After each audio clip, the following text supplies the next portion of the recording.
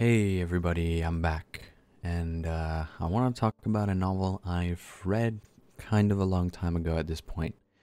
I can't quite tell you when I read this novel, but I knew I had to make a video on this because this novel is just way too good to not talk about.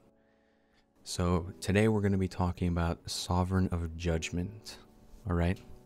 So let me give you a quick overview of the setting before we get into the meat and potatoes. Our main character, Choi Hyuk, was a fighting genius since his childhood. Apparently, at 13 years old, he actually ended up beating and killing a middle schooler just by throwing him over his shoulder. Mind you, the main character at this point has never learned any fighting, never learned any judo, has no real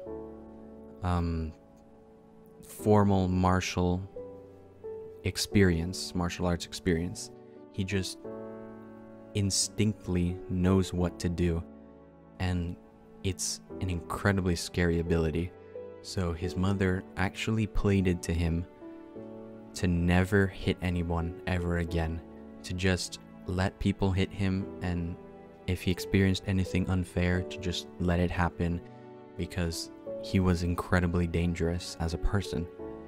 And due to our main character's love for his mother, he obliges and goes on the rest of his life experiencing things, being bullied, never hitting anybody ever again. Until one day, in his classroom, a ring suddenly appears, and then this text appears out of thin air that states that two people must enter this ring and they have to fight to the death. Now, I'm not going to go into too much detail about what really happens there, because if you're interested, you should definitely give it a read right now. So I think that's where I'm going to leave the setting. But moving on from beyond the setting, I want to talk about how the author wrote this novel. This novel is pretty dark and pretty heavy in kind of different ways.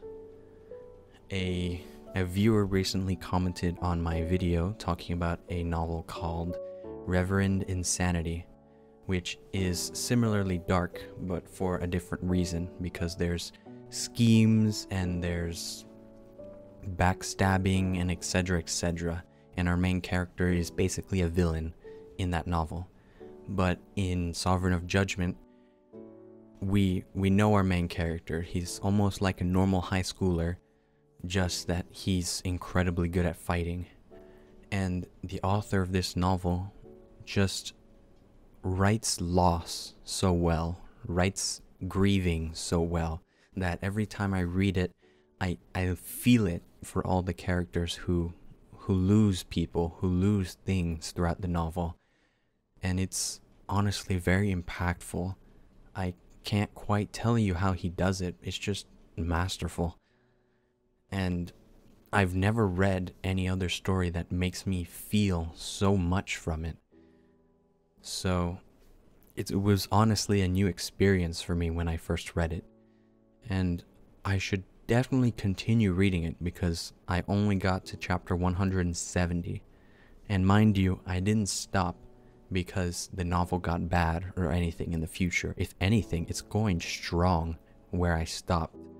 But the only problem was I wanted something lighter.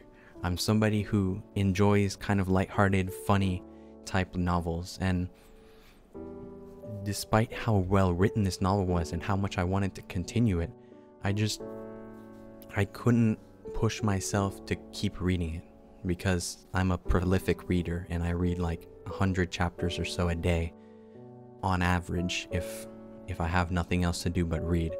So I couldn't keep consuming so much of Sovereign of Judgment. So if I'm going to read it again, I should definitely pace myself, and I recommend everybody do the same. I'm certain that nobody has nothing to do but just read like I do, but if you do so happen to have absolutely nothing to do, I recommend you pace yourself and read another novel alongside this one, because you're gonna need some different novel to kind of relieve your mind and relieve the pressure this novel brings. It's just that good, and the author is just that good at kind of moving the emotions all the characters feel into the reader. So, if you want a new experience, this is for you. There is plenty of fighting, as you can estimate from the fact that our main character is a fighting genius, and there are plenty of amazing characters. The first death of a character, like one of the kind of main group characters, it hit me so hard because I wasn't expecting it, and I really wanted them, I'm not going to say gender just because I don't want to spoil anything, I really wanted them to continue the story. I wanted to see where they would go, and I don't know, it just felt so sudden, and I was so shocked that I wasn't expecting it at all. So I think that's all I want to talk about. I don't want to talk about anything else because I just don't want to spoil this experience for anyone.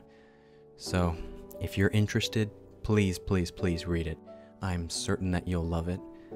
And thank you all for watching. I will see you next time.